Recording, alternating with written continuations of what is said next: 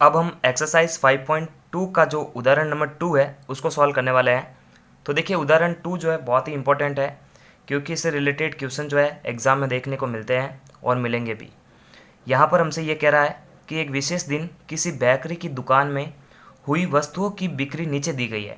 यानी क्या हुआ था, किसी बेकरी के अंदर, बेकरी में ये सारे जो है फूड आइटम मिलते रहते हैं और इनकी जो प्राइस है वो इनके सामने लिख रखी है। ये हमें कह रहा है कि इन आंकड़ों को एक पाई चार्ट पर दर्शाना है।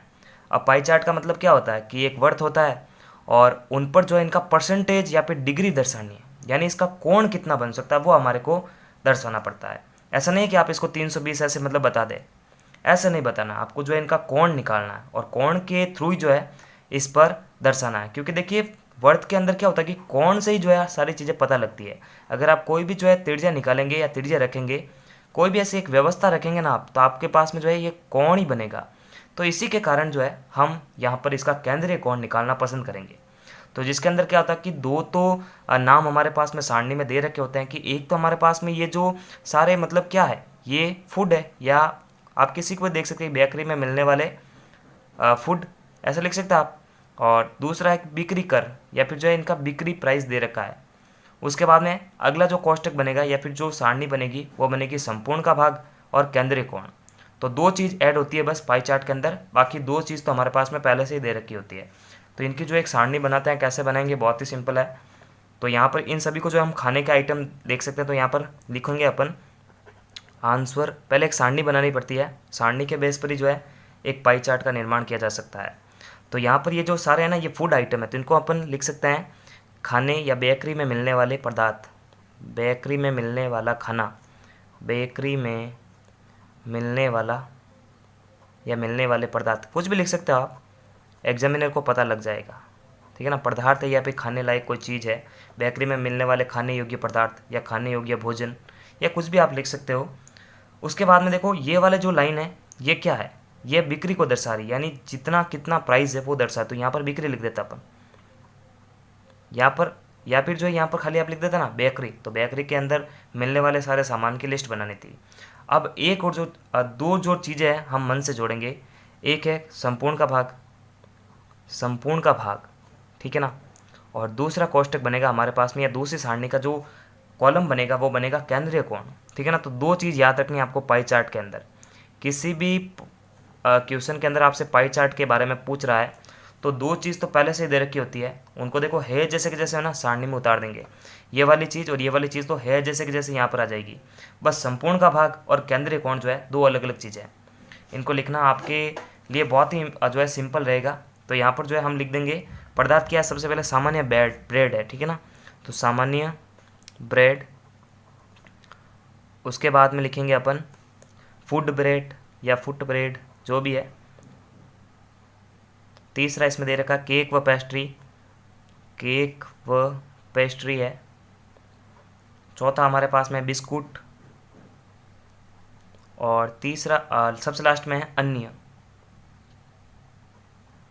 इनका बिक्री दे रखा है 320, 80, 160, 120 और कितना है 40 है। तो देखो यहाँ पर थोड़ा सा मैंने यहाँ पर मिस्टेक करा है, तो इसको आप ऐसे समझ लेना, ठीक है ना, सामान्य ब्रेड इतना है, फुट ब्रेड इतना, आप समझ लेना, इसको कॉपरेट करना। अब देखिए संपूर्ण का भाग और केंद्रीय कोण क्या होता है। संपूर्ण का भाग क्या है, देखो ध्यान रखना, ये जो सारणी बनी है ना, आप देख सकते हैं एग्जाम्पल के अंदर नीचे लिखा हुआ टोटल लिखा हुआ है, इनका योग लिखा हुआ है, नीचे योग लिखा हुआ है, और वो कितना है 720 है। ठीक है ना, ये क्वेश्चन के अंदर लिख रखा था, मैंने लिखा नहीं है।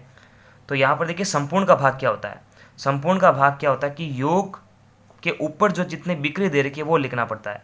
यानी 320 जो है इस 720 का है, यानी देखो टोटल जितना दे रखा, टोटल कितना है 720 है, तो 720 में से 320 जो है ये सामान्य ब्रेड का जो है भाग है। तो संपूर्ण का भाग कितना हो 720, यानी 320 बटा 720, यानी जो योग दे रखा है उसके ऊपर ये बिक्री लिखनी पड़ती है।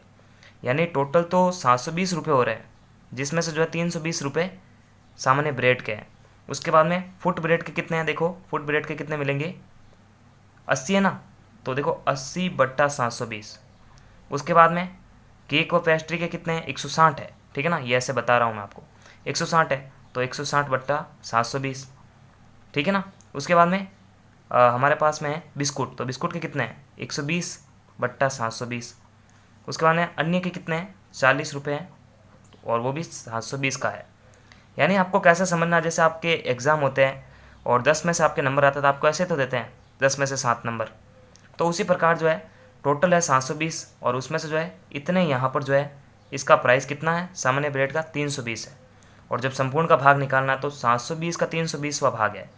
अब इसको आप सोल्व भी करेंगे और निकालेंगे इसका आंसर कैसे निकालेंगे, और फिर केंद्रीय कोण कैसे निकालेंगे, तो इसकी थोड़ी सी कैलकुलेशन है। अब केंद्रीय कोण कैसे निकालते हैं, तो यहाँ पर आपको ध्यान देना है कि वर्त का जो केंद्र होता है उस पर बनने वाले कोणों का जो योग है, या केंद्र पर बने कोण का जो मान है वो कितना होता है 360 डिग्री होता है। ठीक है ना, केंद्र पर बनने वाले कोण का जो मान है, यानी टोटल अपन घुमाव एक महसूस करते हैं तो वो 360 डिग्री के बराबर आ जाता है। तो उसी प्रकार जो है संपूर्ण के भाग का केंद्रीय कोण निकालने का सिंपल सा फॉर्मूला है, ये संपूर्ण के भाग को जो है आपको किससे इंटू करना है 360 से इंटू करना है, फिर जो रिजल्ट आएगा वही हमारा कोण है। तो यहाँ पर कैसे करता है देखो, इसको सिंपल है, ये 320 बटा 720 है, 320 बटा 720। अब करना क्या है, इसको 360 से इंटू कर देना है। उसी प्रकार इनको भी करना है 80 बट्टा 720 इंटू 360, उसके बाद 160 बट्टा 720 इंटू 360, उसके बाद में 120 बट्टा 720 इंटू 360। ठीक है, इसको भी ऐसा कर सकते हो 40 बट्टा 720 इंटू 360। अब इनको जो है आप सॉल्व कीजिए, तो यहाँ पर तो डिग्री लगानी पड़ती है क्योंकि कोण निकालने के जो है ये प्रोसेस किया जा रहा है, और ये सिंपल ही है, दो चीज़ तो सारणी में लिख रखी है, एक संपूर्ण का भाग और एक केंद्रीय कोण। और केंद्रीय कोण में करते क्या कि संपूर्ण का जो भाग है उसको 360 डिग्री से इंटू करते हैं, क्योंकि केंद्र पर बनने वाले सभी कोणों का योग कितना है 360 है, तो डिग्री निकालने के लिए जो है ये प्रोसेस करते हैं अपन। तो यहाँ पर जब आप इसको सॉल्व करेंगे जितना डिग्री कोण आएगा उतना जो है हमारे को वर्त में दर्शा के बताना है। तो यहाँ पर देखो इसको ऐसे समझना आपको, हालांकि ये रफली कार्य है। तो अब इसको जो है एक सारणी में आप कन्वर्ट कर दीजिए और उसके बाद में जो है इसको आप सॉल्व कीजिए, मतलब केंद्रीय कोण कितना निकल रहा है। तो देखो केंद्रीय कोण को कैसे सॉल्व करेंगे अपन, सामान्य से जो है थोड़ी सी कैलकुलेशन करनी है रफ कॉपी के अंदर। आप इसको डायरेक्ट भी कर सकते हैं, लेकिन आप इसको सिस्टमेटिक करेंगे ना तो इसमें चीटिंग के आपके चांसेस नहीं होंगे, किसी को लगेगा कि आप चीट कर रहे हैं, जबकि ऐसा बिल्कुल भी नहीं है। तो देखो इसको कैसे करते हैं, इसको अब सॉल्व करना है। तो देखो 360 का जो दुगुना है वो 720 होता है, तो यहाँ से देखो ये चला जाएगा 2 बार भाग। अब इस 2 का इसमें भाग देंगे आप तो कितना जाएगा 160 बार आ जाएगा, इसका मतलब 160 डिग्री जो है पहले का आंसर आ चुका है। उसके बाद इसका भी निकालो तो इसमें भी जो है ये 2 बार जाएगा, तो इसका 2 में भाग जाएगा तो 40 बार, तो इसका 40 डिग्री आ चुका है। उसी तरह इसका भी वापस 2 बार, इस 2 का इसमें भाग दोगे तो 80 डिग्री हो जाएगा, और उसके बाद में जो है इसका वापस भाग दो तो ये भी 2 बार, और 2 का इसमें भाग देंगे तो 60 डिग्री आ जाएगा, और उसके बाद में इसका इसमें भाग देंगे तो भी 2 बार, और 2 का इसमें भाग देंगे 20 डिग्री आएगा। तो देखो हमारे को केंद्रीय कोण का पता लग चुका है। अब केंद्रीय कोण का जो यूज़ करके जो है हम एक पाई चार्ट बना सकते हैं। तो देखो कैसे बनता है पाई चार्ट, यहाँ पर जो आपको थोड़ा सा बस समझना है कि किस तरह से आपको कोण को एडजस्ट करवाना है, क्योंकि कोण को एडजस्ट कराना तो आपको सीखना ही पड़ेगा। बाकी ये बहुत ही सिंपल है पाई चार्ट मेरे हिसाब से। तो देखो क्या होता है कि ये एक वर्त होता है, ठीक है ना। अब वर्त के अंदर कितने डिग्री का कोण जो है कहाँ पे बन रहा है ये आपको थोड़ा सा पता लगाना है, आपको यूज़ करना अपने माइंड का कि कितना डिग्री जो है 20 डिग्री बनता है, कितना 160 बनता है। मैं यहाँ पर एक बार कोण लिख देता हूँ आपके सामने, 160 डिग्री, फिर 40 डिग्री, फिर 80 डिग्री, उसके बाद में 60 डिग्री वापस और 20 डिग्री। तो ये कोण है, इसके अंदर एडजस्ट कराना है। तो यहाँ पर देखो कैसे हो सकता है, तो सबसे पहले कम एंगल को जो आपको ले सकते हैं, सबसे कम एंगल है 20 डिग्री। तो देखो 20 डिग्री इतना ही तो हो सकता है, ये इतना सा है ना, इतना हो सकता है। तो यहाँ पर 20 डिग्री, और ये किसका था 20 डिग्री किसका था, अन्य का था, ठीक है ना। तो यहाँ पर लिख देते अपन अन्य। उसके बाद में 20 के बाद में था 40 डिग्री, देखो इससे थोड़ा सा बड़ा 40 है। अब 40 कितना हो सकता है, इतना हो सकता है ना। तो ये देखो 40 डिग्री किसका था, ये 40 डिग्री, ये 40 डिग्री था हमारे पास में फुट ब्रेड का, है ना। देखो यहाँ पर फुट ब्रेड का, तो यहाँ पर आप लिख सकते हैं फुट ब्रेड, जो जिसका वो यहाँ पर लिखना पड़ता है। उसके बाद में हमारे पास में 60 डिग्री, तो देखो 60 डिग्री इसका थोड़ा सा अधिक हो जाएगा, ये इतना सा हो सकता है ना, 60 डिग्री हो गया ये। उसके बाद में ये किसका था 60 डिग्री, ये था हमारे पास में बिस्कुट का, तो बिस्कुट का। उसके बाद में 60 के बाद में है 80 डिग्री, तो देखो 80 डिग्री से थोड़ा सा अधिक हो जाएगा, है ना, ये इतना सा अधिक, तो ये तो 80 डिग्री हो गया।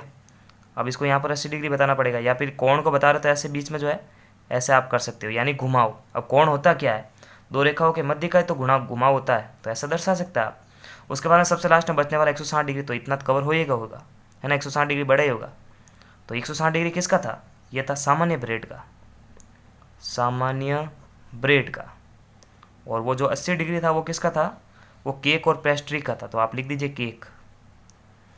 तो देखो इस तरह से जो है हमारे को एक पाई चार्ट दर्शाना आना चाहिए, बहुत ही सिंपल है मेरे हिसाब से। एक दो बार इसको रिपीट करोगे तो समझ में आएगा। ये सबसे छोटा जो कोण है उसको दर्शाते जाओ, फिर कोण बढ़ेगा तो फिर वो जो घुमाव है वो भी बढ़ेगा, है ना। ये तो इसको क्या बोलते हैं, इसको पूरे को इसको बोलते हैं अपन त्रिज्याखंड। तो त्रिज्याखंड भी बढ़ना चालू हो जाएगा, लाइन के मध्य का जो घुमाव है वो बढ़ता जाएगा।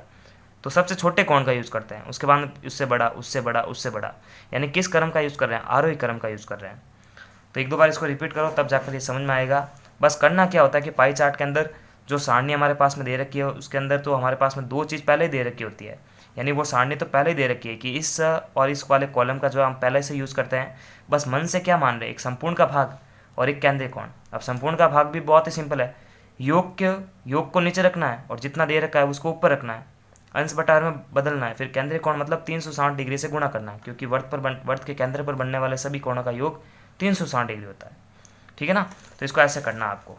तो नमस्कार, थैंक्स फॉर वॉचिंग। और पूरे चैप्टर की जो प्लेलिस्ट की लिंक है आपको वीडियो की डिस्क्रिप्शन बॉक्स में मिलेगी, वहाँ जाकर आप बैक टू बैक सारे वीडियोस देख सकते हैं। तब तक के लिए लाइक, सब्सक्राइब और शेयर करें। नमस्कार।